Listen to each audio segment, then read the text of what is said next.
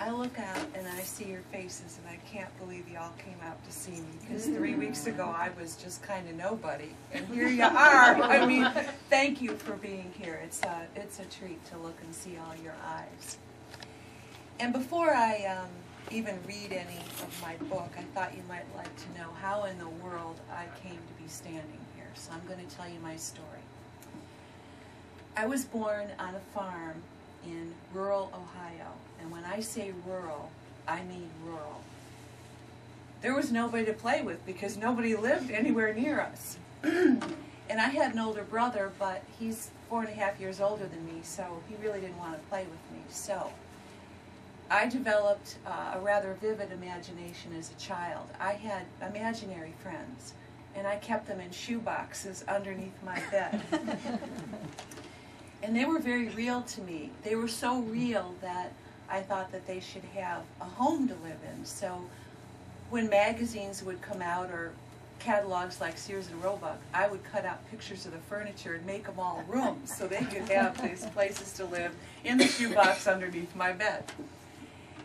And for a long time I thought, well, you know, maybe this is something I should be thinking about doing. Maybe I should do something with houses, or maybe I should do something with art. And I loved art, and I loved creating. And I told my mother that I wanted to go into art. And of course she was horrified. These are good farm folks. It's like, get yourself a real job. But I believed in what I loved. And so I pursued art, and it segued into interior design. And I loved it, and I was good at it. It was a joy. And I met a gal, and we decided we would open a business, and it's the gutsiest thing I've ever done at the time. I didn't have any money, but I talked a bank into giving me buckets of it to open up this business. And those fools did. And we opened the business, and I held my breath and said, oh, please, oh, please, oh, please. And I knew that I was going to have to work really hard, and I did. And 45 and 48 hours pretty much segued into 55 and 60 hours. And I can look out at all of you and know that you probably at many times in your life have never been able to say no. That it's hard to say no. So you keep going, and the customers and the clients kept coming, and I kept saying yes until I started to keep track of my hours, and it was at 70, 72, 78. But I felt blessed to have this, and by that time there were 13 employees that relied on my business to feed their families. And by God, I was going to make it work. And I kept doing those hours. And then on a Saturday night, I will never forget it, I didn't feel well. And I sent everybody else home, and we had a beautiful showroom, and I loved it at night when everybody was out of the store and just the lights, the lamps were on, no overhead lights, and I'd look at the store and think, isn't this the most glorious thing in the world? And I went home, and boy, I really didn't feel good, and I thought I had the flu.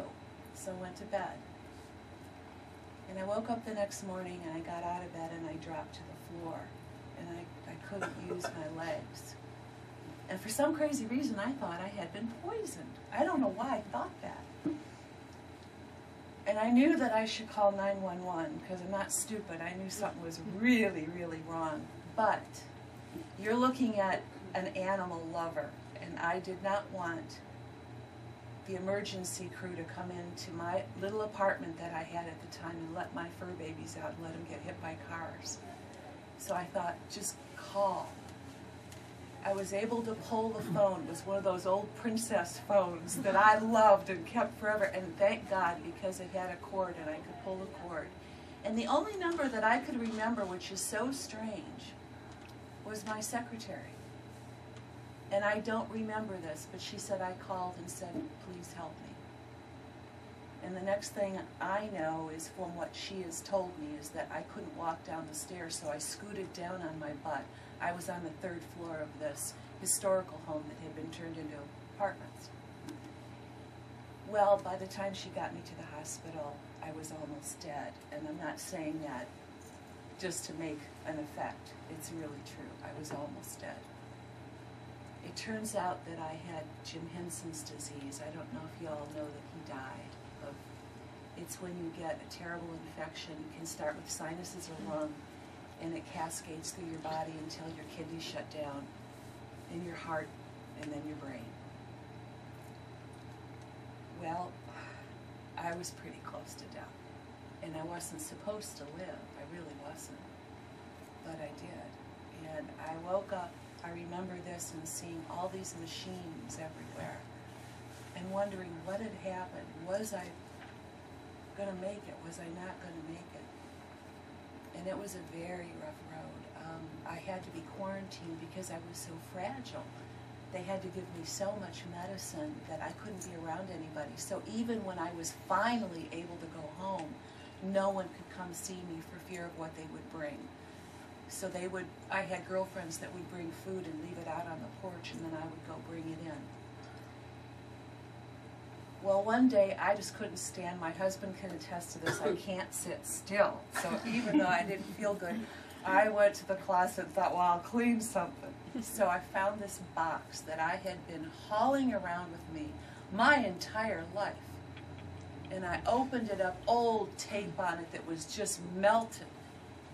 And there were my stories that I had been writing since I was 11 years old. And it made me sad that I had never done what I really wanted to do, which was write. And I wondered, gosh, do I have what it takes? Could I write? And I thought, oh, you're crazy. So when finally I felt well enough, I went back to work at the studio. But I wanted to write. So being the creative person that I am, I thought, well, you have all this furniture, why don't you start writing story ads about your furniture? So I'd pick a piece of furniture and write a story about who stole it, who made it, who got it in a divorce, who fought over it. And those ads became a hit. And I loved writing the ads more than I loved interior design, and I had been doing it my whole life. And in the book I talk about we all need to find our fire. What is our fire? Find it and fan it and let it just explode. Well, my fire had always been art and interior design and, of course, animals. And I could watch my fire diminish every day for this glorious studio that I had worked so hard to build. It's just going down and I can't stop it. And the fire to write is just turning into an inferno. But I still knew I just couldn't walk away from this. Just couldn't do it. So I kept writing story ads, and they kept getting bigger and bigger, and I had more of a following, and pretty soon I was getting phone calls saying, who's your advertising company? We want to hire them. And then one day, I ordered a desk. And when I say a desk, it's like nothing you have ever seen in your life. I got a little crazy.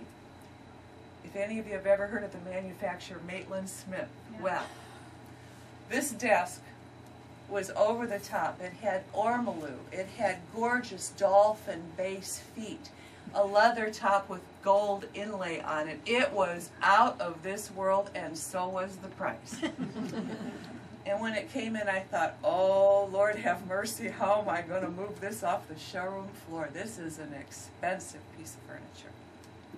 So I did a whole design around it and made it beautiful, and then I thought, you better write an ad for it and bring some people in here, girlfriend, because otherwise you're going to be buying this desk. So I thought about it for a while, and I wrote this ad. And it was a big success, and the desk sold. Great. And interestingly, I kept writing the ads, and over a year later, after this desk sold, I got a call from an elderly gentleman, and I was real crabby that day, and I didn't want to take the call. I was just tired, but I did. And he wanted to tell me how much he and his wife liked the ads, and that they cut them out on Saturdays, the ones that they loved, and put them on their refrigerator.